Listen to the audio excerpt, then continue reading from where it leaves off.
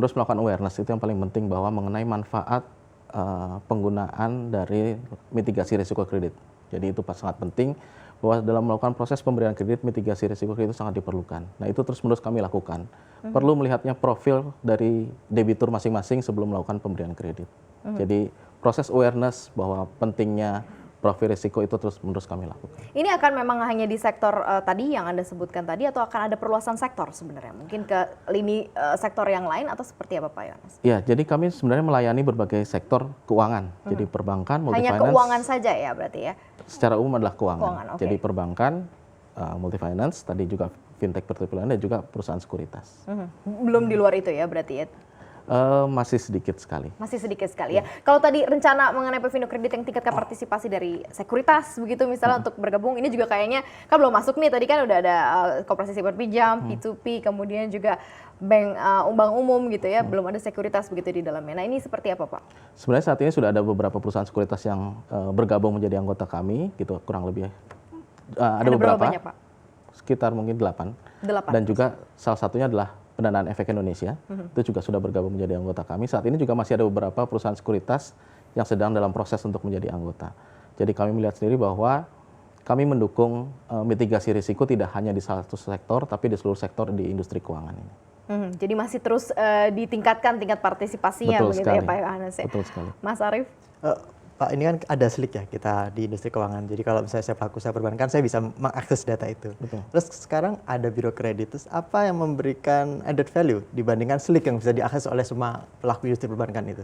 Betul sekali. Ya, ini bagus sekali nih Mas Arief. Jadi memang perbedaan antara slik dengan biro kredit swasta itu adalah dari sisi cakupan data yang dimiliki.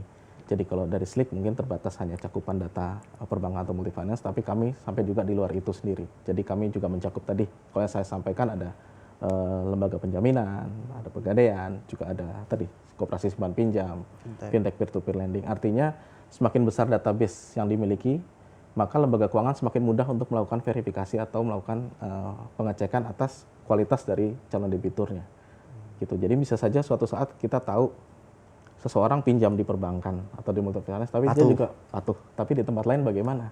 Nah itulah yang terus-menerus kami lakukan. Jadi dengan semakin besar database yang dimiliki itu semakin memudahkan lembaga keuangan untuk melakukan asesmen atas debiturnya. Dan itu pun pada akhirnya bisa membantu perbankan untuk memitigasi atau jasa keuangan secara umum risiko ketika menyalurkan kredit. Tepat. Di situasi betul seperti sekali. Oke, kalau kedepannya akan seperti apa? Tadi kan perusahaan sekuritas khususnya kan baru 8 nih Pak. Di depan apakah sudah ada begitu yang menjadi incaran, apalagi di tengah kondisi dan situasi seperti ini? Apakah cukup banyak juga yang memang menyampaikan minatnya juga untuk bisa bergabung begitu untuk di scoring gitulah intinya ya oleh Pevindo Biro Kredit, seperti apa Pak?